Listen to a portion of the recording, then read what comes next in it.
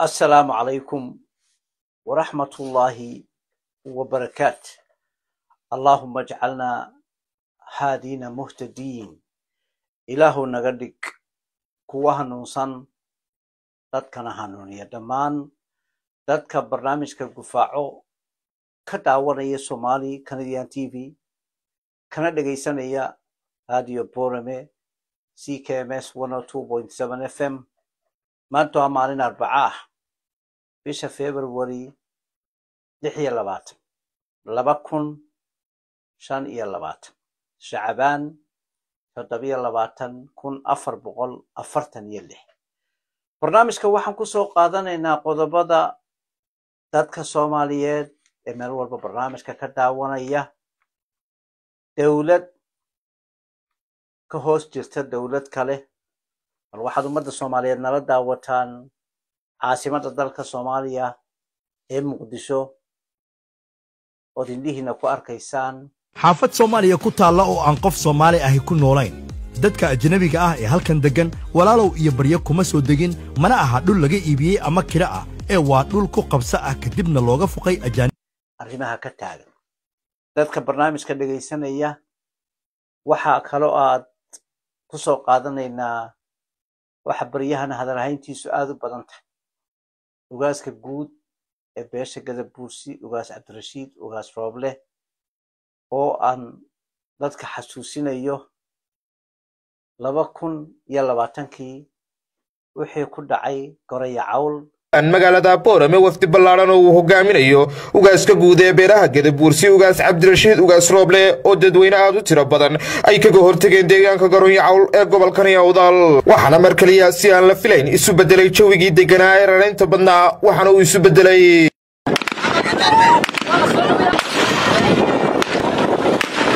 iyo imika oo hadalhayntiisu fara badan tahay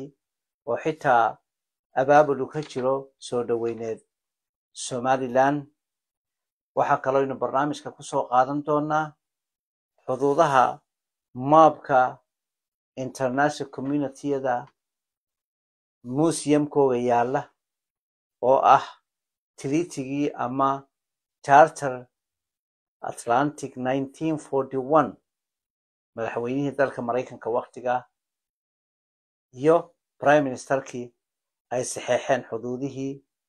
gobolada waqooyi oo arkaysaan dadka barnaamijka meel walba ka daawanaya xaaladda Soomaalidu maanta ku sugan tahay waa xaalad murugo leh waxaynu khatar ugu jirnaa inaynu leenimo deegaankeennii iyo dhulkeennii caasimadda dalka Soomaaliya ee Muqdisho waxa ka hoos samaysmay dawlad kale deegaano aan la ogeyn cid maamusho aan la ogeyn ummadda Soomaaliyeedna aad arkaysaan khilaafka dhexdooda taagan oo ah khilaaf maanta ummadda Soomaaliyeed u baahan tahay inay gacmaha isqabsato oo laga shaqeeyo midnimada walaalnimada waxa ay diintu ina amartay si aynaan u luminin deegaankii iyo dhulkeennii oo dad kale ula wareegay dadka barnaamijka meel walba ka daawanaya maalintaasi maalin bay ahayd 2020 February August wixii ka dhacay Goraya Cawl ugaaska guud ee beesha Gadabuursi waxaan ognahay haday noqoto sheekh haday noqoto siyaasi xaqiiqda waxa la yiraahdo lama inda tiri karo waxay SNM qabsatay 1991kii waxay ka leeysay dad fara badan dhibaatooyin fara badan ay gaarsiisay way soo socotay ugaaskoogii beesha Gadabuursi oo u socda nabadeyn iyo dadkiisii ayaa rasaas lagala hortagay cid Gadabuursiya oo is abaabushay ama wax ka tiri ma jirto Soomaaliduna hore waxay u tiri baadida nin baa kula dayday daalna ka badine oo aan doonahayn inaad hesho daayin abidkaaye dadku moodi duul wada dhasho wax u dahsoonayne Gadabuursigu taariikh soo jireena buu lahaa waa ugaasyada ugu fac dheera taariikhna uu ka tagay aabayaashii iyo awliyayaashii maalintii gadabuursi ay qabsadeen esana maalintii ku xigtay maalidii ugu gadabuursi la ogaaday maalintii ugaaskay ahayd iyadoo indhahooga shana la kala qaybiyey horeyna loo yidhi mar hadduu hayigu qaybsamo waa hungurijoog aanay wax jalaq iyo dhegud siinin aad arkaysaan gobolka awdal hadduu hadlo sheekh iyo hadduu hadlo siyaasi iyo aqoon yahanba ay ku hadaaqayaan somaliland horeyna aan u sheegay qisadii stockholm sunderland ka dhacday stockholm ee ahayd dadkii tuugtu afduubteen ee ay meel ku xidheen markii maxkamaddii la yidhi ku fura way diideen culimada psychologigu way ka hadlaan ree awdal snm dhibaatadii ay geysatay waxay ka qaadeen jacayl maanta waxayd arkaysaan carruurtii warkaa dhalatay waa 30 jir taariikhdii soo martay maanta waxa intaa u dheer waan dadka la wadaagaya bal waxaad aragtaan maabka xuduudaha 1941 waa atlantic charterkii ay wada saxeexdeen madaxweynaha dalka maraykanka Roosevelt iyo Mr. George ee britishkii prime ministerkiisi waxaan ognahay badda marka berbera la marayo gobolka awdal halkaasaa laga eega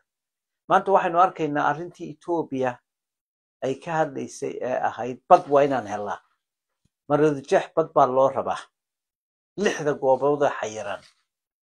ee ayna dad badani ogeyn waxa weeye ceel sheekh waxay ka tirsan yihiin gobolka awdal maabkaad arkaysaan maaha google maab la sameeyey maaha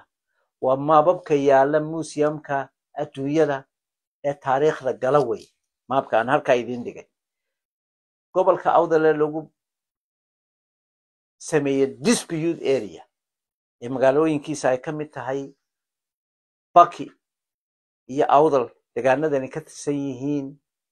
welibana lughayana waxa weeye waa magaalada ceel sheekh ceel la helay cabdi geedi bildaanley hukka iyo damasha dadka barnaamijka dhegaysanaya waxa aad maanta maqlayseen barnaamijkii ka hadlayay wixii dhacay ayaa waxa aan ummadda la wadaagayaa xanuunkii qandhada markaa ka sheekeynaynay ee barnaamijka la soo daayay wariyaha national tv-ga somaliland wuxuu lahaa dhulka la isku haystay gobollada isku haystaan waxay noo muuqata oo kale oo aan ummadda la wadaagaya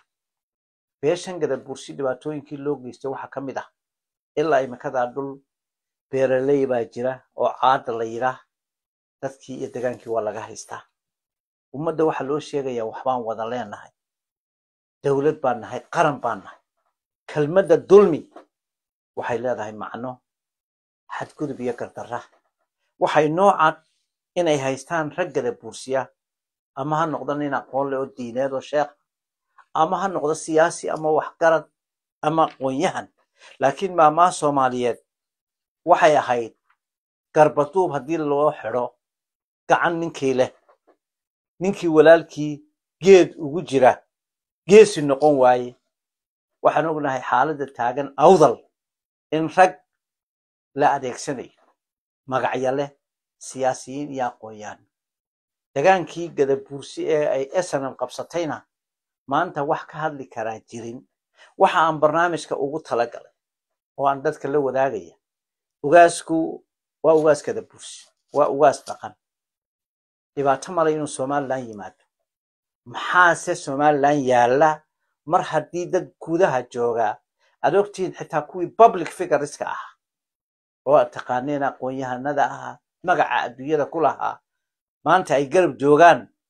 ummad leh annagu soomaali waan ka go'aynaa soomaali ma rabno ugaaska guud ee suntan midnimadii ummadda soomaaliyeed dhaqankii aabbayaashii awowgii midnimadeeda ahaa maxaa awdal isbedelaya oo ay ree awdal ku baanayaan in ugaaskii loogu baaqo in la yidhaho ugaaskii soo dhaweeye waxa runtii isweydiin bad oo dadku inay ogaadaan u baahan awdal inay isweydiiso weeye dadka dhasheen taariikhda la soconay taariikhdooda inay bartaan oo taariikh kale lagu tallaalay oo orientationna loo sameeyey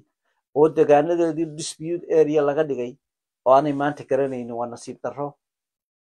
ku habsatay reer awdal beesha gadabuursiya beesha ciise ee dhex degan somaliland maantana ay ahayd intay gacmaha isqabsadaan xuquuqdii ay lahaayeen ka hadlaan degaanadoodana laga saaro dispute area inagoo og bacdanta laga qoto inagoo og waxa dhaqaale ka soo gala haddana waxaan shacabka la wadaagaya oo aan u sheegaya in ay ogaadaan reer awdal beesha ciise iyo beesha gadabuursi maxaa idiin dana maanta adduunyada nin walba uu tashanaya degaankiisa waxaad arkayseen khaatumo waxay ka cadhoonayeen dispute area la geliyey maanta waxoogay gacantay ku haystaan idinku gobolka awdal iyo salal maxaa idiin diiday inay noqotaan gacmaha isqabsataan oo degaanadiina 6 goobood ee xayiran dispute area laga saaro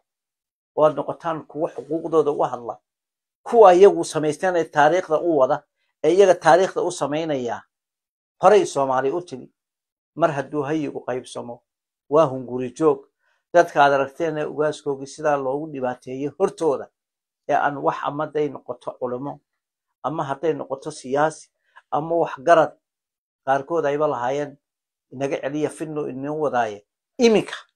oo ummadoo dhani ay maqlaysay markii uu lahaa ma jirta buu yidhi ugaasku qabiil u dawladeeyaa uu soo socdaaye rag baa la socda siyaasiyiin iyo aqoon-yahanaa maxaa idin tala ah maxay idin rabtaan markaa in arrintani waa arrin gadabuursoo dhan u taale arrin xaamid suldaan cali cilmi ama cabdirashiid ugaas roble u taale keligii maaha gadabuursoo dhan bay tala u taal in maanta ay tashadaan oo go'aan cad laga helo halka barnaamijka aad ka daawanaysaan waanigoo tafqatiraha Somali Canadian TV and Radio Borame حامد سلطان علي علمي سلطان السلام عليكم ورحمة الله وبركاته